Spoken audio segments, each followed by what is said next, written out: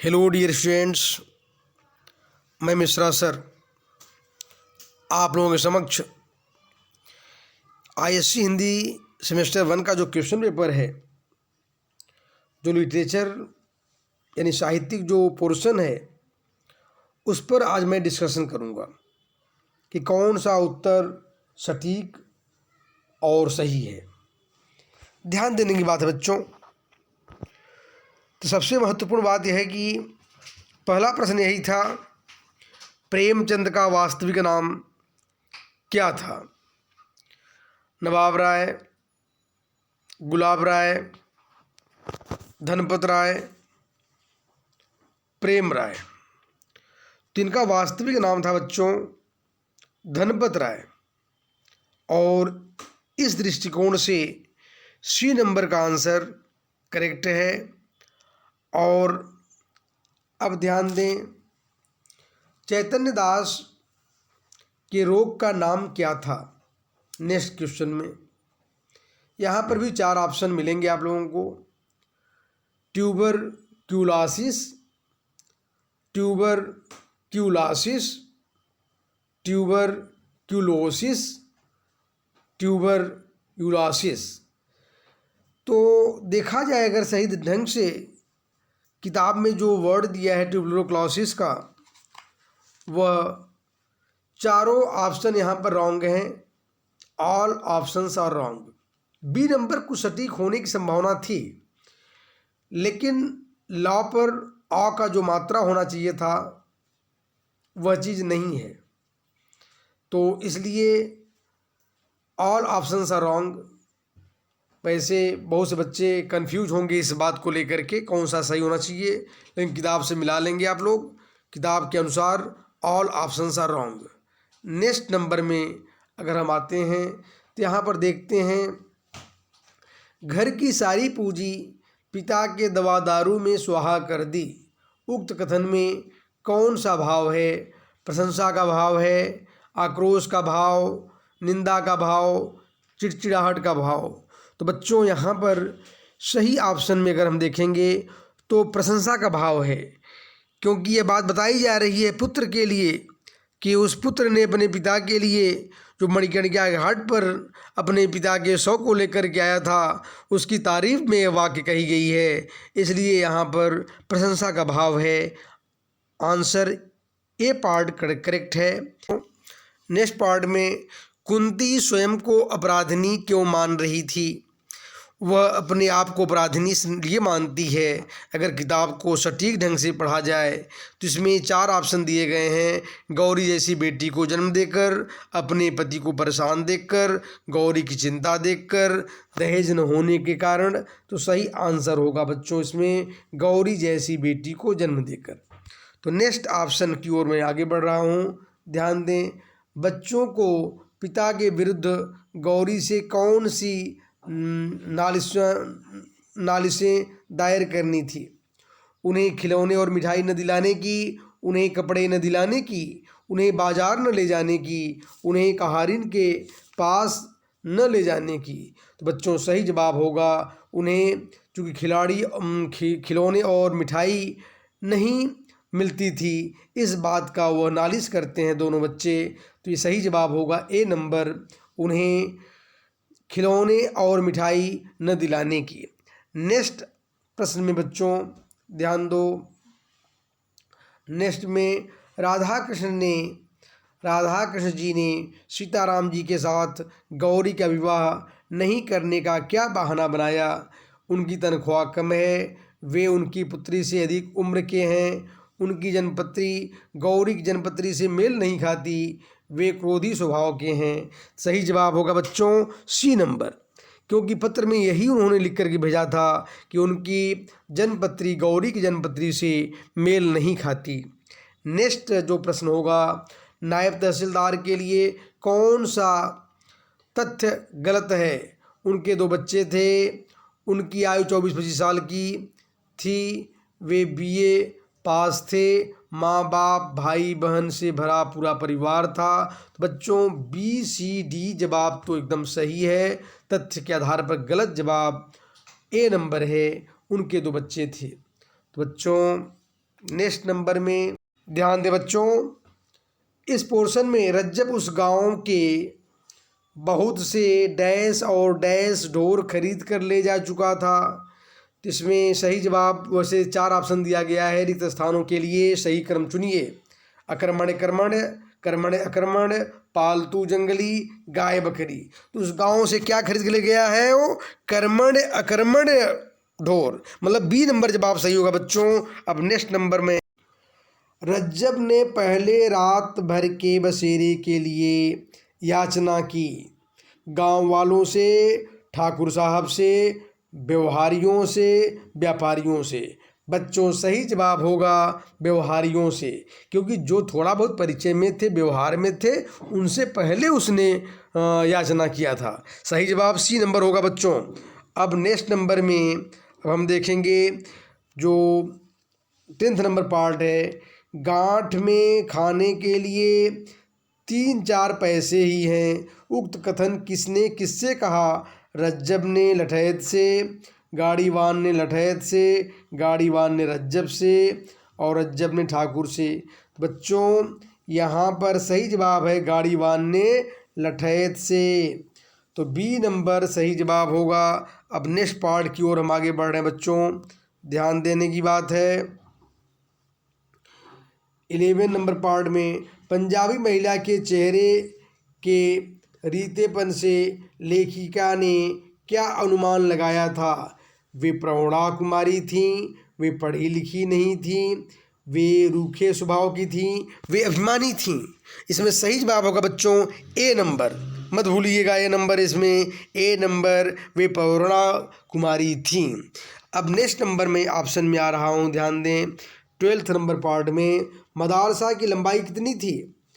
6.5 feet 10 इंची, 6 feet 10.5 इंची, 6 feet 10 इंची, और 10 फीट 6.5 इंच। सही जवाब बच्चों, अगर एग्जाम किताब पढ़े होंगे text book, 6 feet 10.5 inch exact वहाँ हाइट लिख दिया है, इसलिए बी नंबर करेक्ट जवाब होगा बच्चों। अब मैं नेक्स्ट नंबर आ रहा हूँ 13वें नंबर पार्ट में, समाज लेखिका ने अपने उदार प्रस्ताव का चुग्गा डालकर मदालसा को रिझाने की चेष्टा की। रेखांकित शब्द का भाव स्पष्ट कीजिए।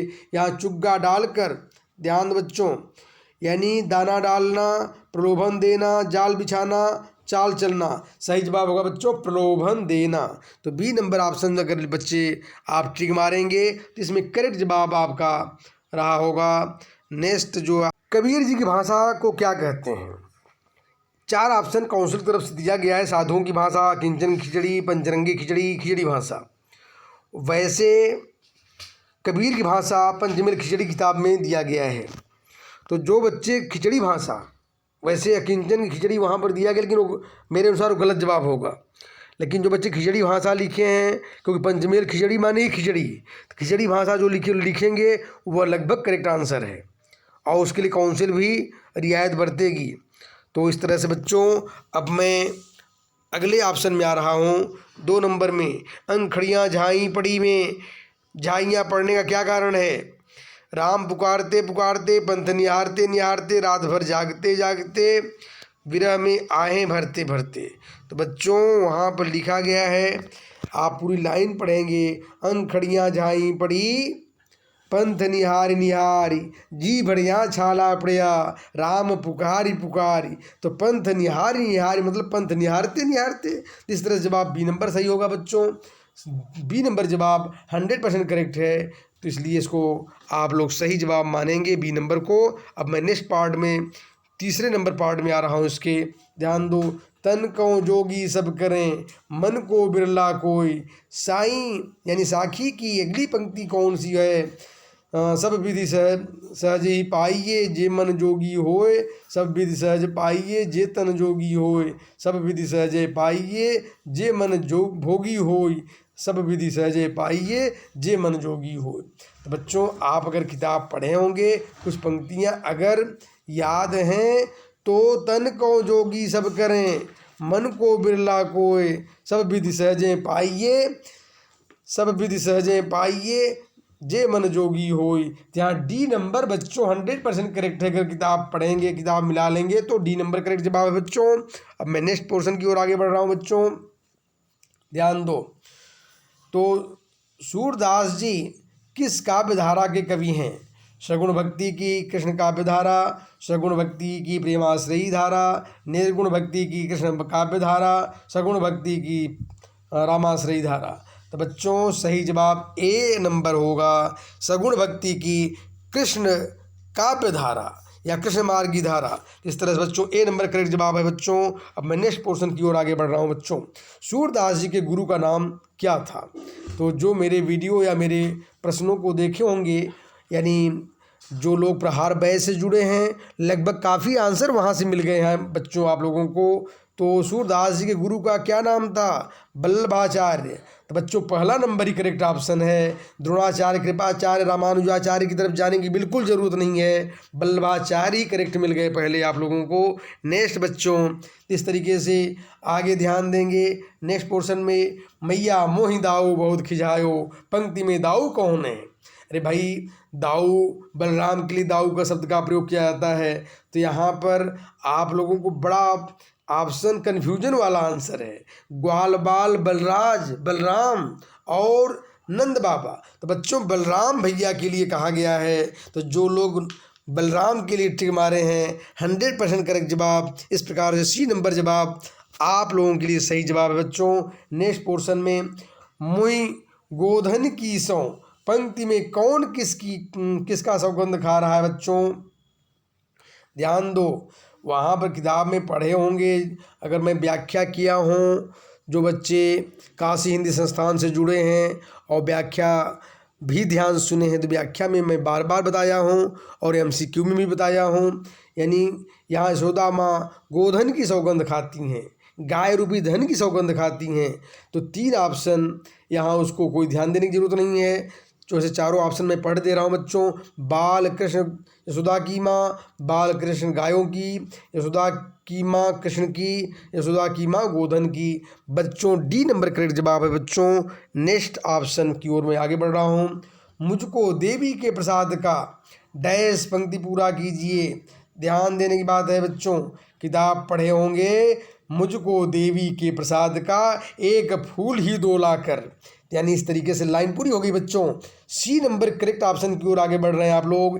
ABCD 4 ऑप्शन हैं, एक फूल दो लाकर, एक ही फूल दो लाकर, एक ही दो, ध्यान दो, एक फूल ही दो लाकर, एक फूल मुझे दो लाकर। सी नंबर जवाब बच्चों आप लोगों के लिए एकदम करेक्ट है और इसी पर ट्रिक मारे होंगे, पूरा विश्वास है मुझे। जो बच्चे काशी हिंदी संस्थान से जुड़े हैं निश्चित रूप से इसी पर ट्रिक मारे हैं। एक फूल की चाह कविता में माँ का गौरव किससे छोटा किया? माँ के भक्तों ने, सुखिया के पिता ने, पापियों ने और समाज के लोगों ने। बच्चों इसमें करेक्ट जवाब होगा ए नंबर, माँ के भक्तों ने। नेक्स्ट नंबर, एक फूल की चाह कविता में किस सामाजिक बुराई पर मार्मिक चोट की गई है? बाल विवाह, छुआछूत, दहेज प्रथा, गरीबी। बच्चों इसमें छुआछूत यानी अस्पृश्यता पर विशेष रूप से कुठाराघात किया है। इस प्रकार से सही जवाब बी नंबर है और आप लोग निश्चित रूप से बी नंबर पर टिक मारे होंगे, पूरा विश्वास है बी नंबर आंसर इसमें करेक्ट है बच्चों। नेक्स्ट ऑप्शन की ओर मैं आगे बढ़ रहा हूँ। कवि ने आ धरती कितना देती है, कितना यानी कविता में ऋतुओं का क्रम किस रूप में वर्णित किया है? ध्यान देने बच्चों, यहाँ पर पतझड़ वर्षा शरद हेमंत ग्रीष्म, पतझड़ शरद हेमंत ग्रीष्म वर्षा, वर्षा पतझड़ शरद हेमंत ग्रीष्म। सही जवाब होगा बच्चों डी नंबर। जो किताब मिलाएंगे उसमें क्लियर दिया है पतझड़ ग्रीष्म वर्षा शरद हेमंत, सब एक के बाद ऋतुओं का नाम भी कवि ने मार्मिक तरीके से लिख दिया है। तो बच्चों इस प्रकार से ध्यान देने की बात है, डी नंबर ऑप्शन आप लोगों के लिए सटीक और सही है। निश्चित रूप से आप लोग डी नंबर में ही टिक लगाए होंगे, इसलिए मैं आगे बढ़ रहा हूँ बच्चों। अब आगे की बात में आप ध्यान देंगे, ध्यान देने की बात है जिसमें आप लोग टिक लगा लिए पतझड़ ग्रीष्म वर्षा शरद हेमंत। तो बच्चों आप लोग थोड़ा सा भी ध्यान दिए होंगे तो निश्चित रूप से यानी हमारी किताब जो काव्य मंजरी किताब पेज नंबर 15 में आधरती कितना देती है, उसमें आप लोग यानी थर्ड जो स्टेंजा है उसमें क्लियर दिया है ग्रीष्म, ध्यान दो, क्लियर उसमें दे दिया है पूरा। ग्रीष्म तपे वर्षा झूली सर्दे मुस्काई, सी कर हेमंत कपे तरु झरे खिले वन, और जब फिर से गाढ़ी उदी लाल सा लिए गहरे कजरारे बादल धरती बरसे धरती पर। तो इस प्रकार से बच्चों पतझड़, ग्रीष्म, वर्षा, शरद, हेमंत सभी ऋतुओं का बड़ा क्रमिक वर्णन उसमें आया है बच्चों। इस तरह से डी नंबर ऑप्शन करेक्ट है बच्चों। नेक्स्ट में अब मैं आगे बढ़ रहा हूँ क्वेश्चन नंबर 4 के 12वें नंबर पार्ट में, सेम के बीच में से डिम तोड़कर कौन निकला। ध्यान बच्चों, ये नन्हे पौधों की पलटन, छाला दाने नवागत, चिड़ियों के बच्चे, मखमली 14वें। इस तरह से बच्चों इसमें जो आया है वो छाता ताने नवागत जो है वे डिम्ब तोड़ करके वहाँ से निकले हुए हैं।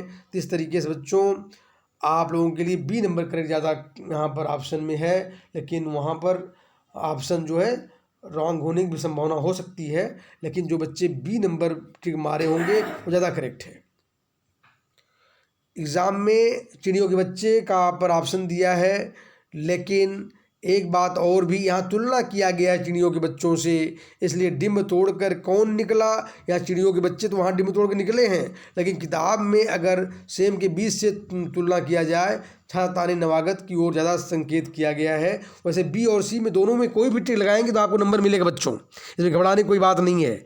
बी और सी में दोनों में जो टिक लगाएंगे बच्चों वहाँ पर नंबर मिल जाएगा, घबराने की कोई बात नहीं बच्चों। आगे मैं बढ़ रहा हूँ। हाँ बच्चों, सुमित्रानंदन पंत ने वसुधा को क्या कहा है। रत्न प्रसवनी, रत्न गर्भा, और वीर प्रसवनी और धन प्रसवनी। बच्चों वहाँ पर रत्न प्रसवनी कहा गया है, इसलिए पहले ही नंबर पर करेक्ट जवाब मिल गया। बाकी 3 के लिए कोई चिंता की जरूरत नहीं है, यानी चिंता करने की भी आवश्यकता नहीं है। ए नंबर 13वें में ए नंबर करेक्ट जवाब है बच्चों, इसलिए आपको वहाँ पर जवाब मिल गया। और इस तरीके से आप नेक्स्ट प्रश्न की ओर अब मैं सारा आकाश के पार्ट में आगे बढ़ गया हूँ बच्चों। यह भी तो सोचो कि वह बेचारी पराई लड़की किसके बूते पर आई है, उक्त कथन किसने किससे कहा। बच्चों अम्मा ने समर से, भाभी ने समर से, धीरज भैया ने समर से, बाबूजी ने समर से। बच्चों करेक्ट जवाब डी नंबर होगा, चूँकि बात बाबूजी ने समझाते हुए समर से कही है, इसलिए डी नंबर ऑप्शन करेक्ट है बच्चों।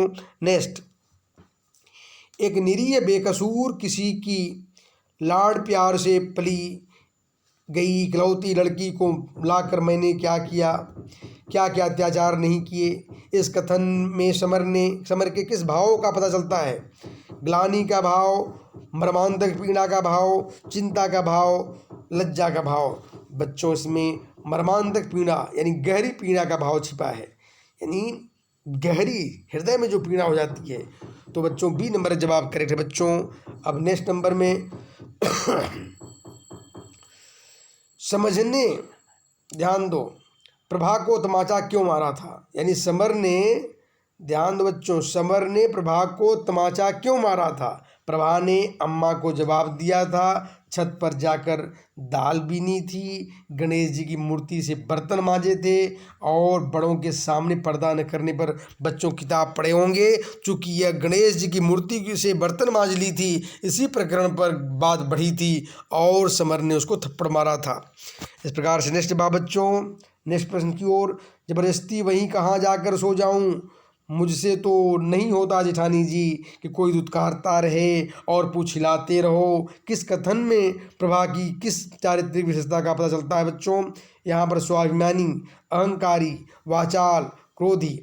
बच्चों सही जवाब है यहाँ पर, यहाँ यानी प्रभा के स्वाभिमानी प्रवृत्ति की जानकारी पता चलता है। तो ए नंबर करेक्ट जवाब है बच्चों। नेक्स्ट नंबर, समर अपने अंदर किसका रक्त प्रवाहित होते हुए पाता था। भगवान राम और कृष्ण का, राणा प्रताप और शिवाजी का, भगवान बुद्ध और महावीर स्वामी का, भीम और भीष्म पितामह का। बच्चों यहाँ बी नंबर जवाब करेक्ट होगा, महाराणा प्रताप और शिवाजी का। बच्चों वहाँ पर क्लियर कट में लिखा हुआ है।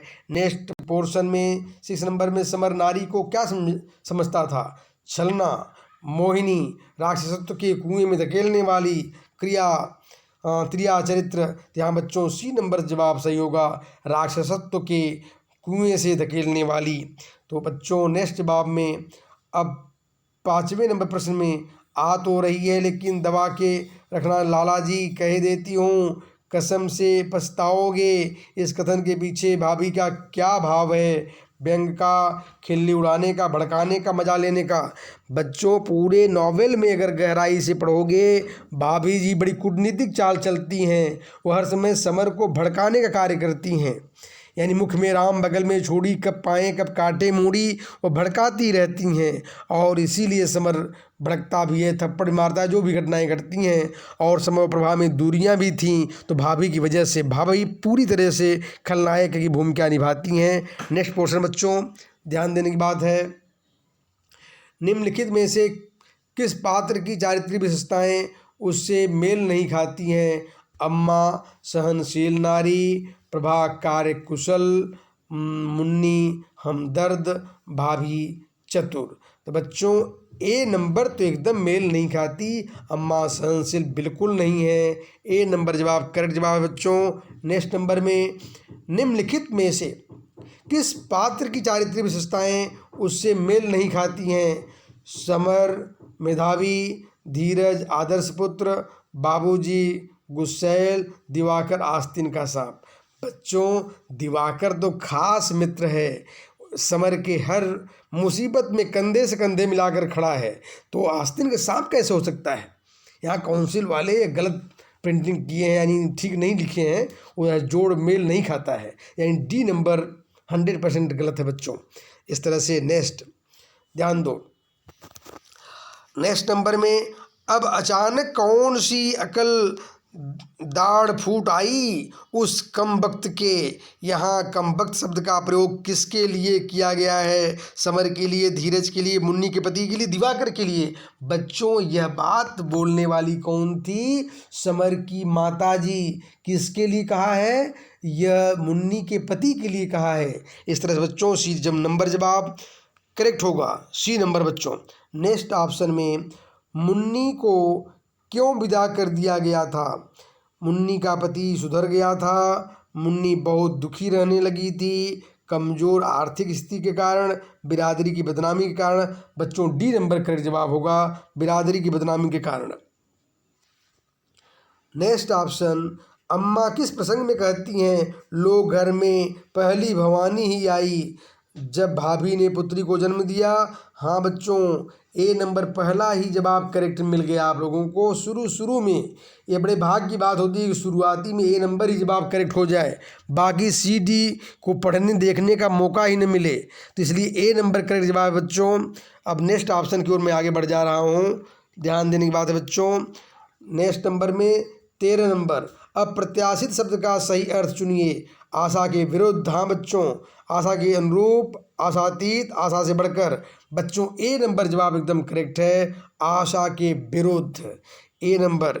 नेक्स्ट नंबर में अब मैं आषाढ़ के एक दिन 3 किताबें जो प्रश्न पूछी गई हैं उसका समाधान यानी विश्लेषण प्रस्तुत हुआ बच्चों। अब चौथी किताब जो बच्चे आषाढ़ के एक दिन से प्रश्न किए होंगे उसके लिए मैं विश्लेषण प्रस्तुत कर रहा हूँ। उज्जैनी के सम्राट ने कालिदास की किस रचना की प्रशंसा की बच्चों? यहाँ पर जो वर्णन आया है ऋतुसंहार के लिए वर्णन आया बच्चों। किसके लिए? ये बातें ऋतुसंहार से की गई हैं और ली भी गई है मैटर, तो मैटर यहाँ पर बी नंबर करेक्ट जवाब होगा बच्चों। नेक्स्ट नंबर, दूध पिलाकर इसके मांस को और कोमल कर देना चाहते हो, उक्त कथन किसने किससे कहा? कालिदास ने दंतुल से, मल्लिका ने दंतुल से, दंतुल ने कालिदास से, मल्लिका ने कालिदास से। बच्चों सी नंबर सही जवाब होगा, दंतुल ने कालिदास से। अब नेक्स्ट प्रश्न की ओर आगे बढ़ रहा हूँ बच्चों, यानी 6 नंबर का 3 नंबर पार्ट। सम्मान प्राप्त होने पर सम्मान के प्रति प्रकट की गई उदासीनता व्यक्ति के महत्व को बढ़ा देती है। वाह क्या लाइन है बच्चों, यानी हृदय में स्थान पाने वाली लाइन है यह। उक्त कथन किसने किससे कहा है? तो बच्चों यह बात याद रखिएगा, अंबिका ने मातुल से कहा है। अंबिका ने मातुल से जवाब कहा है। पहला ही प्रश्न यानी पहला ही ऑप्शन करेक्ट हो गया। बड़े भाग्यशाली हो आप लोग बच्चों, पहला ऑप्शन ही करेक्ट है, यानी बाकी 3 ऑप्शन को देखने की जरूरत नहीं बच्चों। नेक्स्ट नंबर की ओर मैं आगे बढ़ गया। कालिदास उज्जैनी जाने से बचने के लिए किस मंदिर में जाकर बैठ जाते हैं? बच्चों आप लोग पढ़े होंगे, बार बार किताब पढ़े हो। जगदम्बा के मंदिर में, माँ अम्बा के मंदिर में, जगदम्बा के मंदिर में, माँ वैष्णो देवी के मंदिर में, माँ काली के मंदिर में। सही जवाब जगदम्बा के मंदिर में। तो बच्चों अब मैं नेक्स्ट ऑप्शन की ओर आगे बढ़ रहा हूँ बच्चों, 5वें नंबर प्रश्न की ओर। आर्य विलोम मैं इस प्रकार की डैश क्षम्य नहीं समझती। क्रिस्त स्थान के लिए सही विकल्प चुनिए। अनर्गलता, अनर्गलता, अनर्गलता यानी अनर्गलता। तो बच्चों सी नंबर अनर्गलता। तो अनर्गल शब्द जानते हो, फालतू की बातें अनर्गल, तो अनर्गलता। तो सी नंबर ऑप्शन करेक्ट है बच्चों। तो ध्यान दो, मेरा एकमात्र दोष यह है कि मैं जो अनुभव करता हूँ स्पष्ट कह देता हूँ। इस कथन में विलोम की कौन चारित्रिक विशेषता दिखाई जाती है? निर्भीकता, स्पष्टवादिता, साहस और वाक्यपटुता। बच्चों स्पष्टवादिता यहाँ पर समझ में आती है। तो बी नंबर जो बच्चे ट्रिक मारे होंगे निश्चित रूप से सही जवाब है। नेक्स्ट पोर्शन की ओर आगे बढ़ रहा हूँ बच्चों। योग्यता 1/4 व्यक्तित्व का निर्माण करती है। शेष पूर्ति डैश होती है, शेष पूर्ति डैश होती है। रिक्त स्थान के लिए सही विकल्प चुनिए। कला द्वारा, प्रतिष्ठा द्वारा, चाटुकारिता द्वारा और प्रतिभा द्वारा। सही जवाब बच्चों प्रतिष्ठा द्वारा, यानी अगर आपके अंदर प्रतिष्ठा है सब कुछ सही है। आगे बच्चों ध्यान दें, कालिदास के सामने सम्मान और आयाश्रय से बढ़कर और कौन सा सबसे महत्वपूर्ण प्रश्न था? ग्राम प्रांतर छोड़ने का, अपनी भूमि से उखड़ने का, मल्लिका से बिछुड़ने का, प्रतिभा के कुंठित होने का। सही जवाब होगा बच्चों मल्लिका से बिछुड़ने का। तो वाकई मल्लिका से दूर जाने के लिए उसे बहुत कष्ट था, तो इसलिए सी नंबर करेक्ट जवाब होगा बच्चों। Next number 9th number part में, निम्नलिखित में से किस पात्र की विशेषताएं उनसे मेल नहीं खाती हैं? मल्लिका प्रकृति प्रेमी, कालिदास व्यवहारिक, अंबिका ममतामयी, मातुल वाचाल। बच्चों यहाँ पर बी नंबर जो है मेल नहीं खाती। कालिदास व्यवहारिक, बहुत बच्चों प्राय ऐसा होता है जो बहुत विद्वान होते हैं, एक्स्ट्राऑर्डिनरी होते हैं, वे कम व्यवहारिक होते हैं। तो कालिदास साहित्यिक व्यक्ति थे, प्रकृति प्रेमी थे, तो उतने व्यवहारिक नहीं थे, व्यवहार कुशलता में थोड़ी कमी थी। इसलिए बच्चों बी नंबर करेक्ट जवाब होगा बच्चों यहाँ पर। नेक्स्ट नंबर ऑप्शन की ओर मैं आगे बढ़ रहा हूँ, ध्यान दो। वर्षों बाद आकृतियाँ दिखाई देने पर कोई न कोई अनिष्ट होता है। इनमें से कौन सा तथ्य सही नहीं है बच्चों? कभी महामारी, कभी युद्ध की सूचना, मल्लिका के पिता की मृत्यु, कभी बाढ़ का प्रकोप। बच्चों 3 बातें जो ऊपर की ABC तीनों बातें हैं वह इसमें वर्णन किया गया है। कभी बाढ़ का प्रकोप ये इसका वर्णन नहीं है। तो बच्चों डी नंबर इसमें करेक्ट जवाब होगा बच्चों। नेक्स्ट नंबर ध्यान दें, क्वेश्चन नंबर 6 का 11 नंबर पार्ट। तल्प शब्द के अर्थ का सही विकल्प चुनिए। तख्त, बिस्तर, बिछौना और सैया। तो बच्चों इसमें सही जवाब होगा तख्त, तख्त होगा। तो इसलिए बच्चों ए नंबर ऑप्शन करेक्ट होगा बच्चों। नेक्स्ट नंबर अंशुक शब्द के अर्थ पर सही विकल्प चुनिए। यहाँ पर चोली, ओढ़नी, दुशाला, आंचल। तो यहाँ पर बी नंबर होगा बच्चों। अंशुक का मतलब ओढ़नी यानी दुपट्टा शब्द का प्रयोग किया गया है बच्चों। नेक्स्ट नंबर की ओर ध्यान देने की बात है। इस प्रकार से 13वें नंबर पार्ट में मल्लिका ने कालिदास को क्या क्या साथ ले जाने की बात कही? सही क्रम चुनिए बच्चों। वायु, मेघ, हरिण, हरिण वायु, मेघ, मेघ हरिण वायु, वायु हरिण मेघ। बच्चों इसमें पहला नंबर जो ऑप्शन है ए नंबर वही करेक्ट है। किताब अगर मिलाओगे तो वायु, मेघ, हरिण की बात अब वहाँ पर की गई है। इस बच्चों अब आप लोगों का सेक्शन बी जो है कम संपन्न हुआ इस प्रकार से। और एक बात मैं बता दूंगा आप लोगों बच्चों,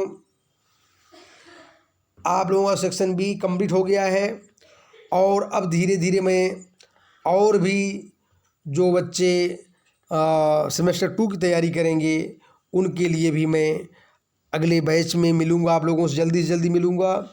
और उद्देश्य बैच आपकी प्रतीक्षा कर रहा है बच्चों, और उद्देश्य बैच में अब जल्दी से जल्दी मैं उसको ऐसे आगे बढ़ाऊँगा। आप लोग उसमें जो समस्याएं आएंगी, जो नोट संबंधी समस्याएं आएंगी या और भी जो डाउट्स होंगे उसको मैं क्लियर करूँगा वहाँ पर। और व्याख्या तो आपको एक से एक मिलती रहेगी, यानी जो जो चैप्टर्स आपको ज़रूरत है, यानी सेमेस्टर 2 के लिए सारे चैप्टर मैं छोड़ चुका हूँ ऐसे भी पहले से ही। और उसमें जो प्रश्न कैसे एग्ज़ाम में आएंगे, कैसे आप अच्छे 99, 98, 100 मार्क्स स्कोर प्राप्त कर सकते हो, ऐसे प्रश्नों का समाधान भी आपको वहाँ से मिलेगा। बच्चों, आज के लिए अब मैं विराम लेना चाहता हूँ। धन्यवाद।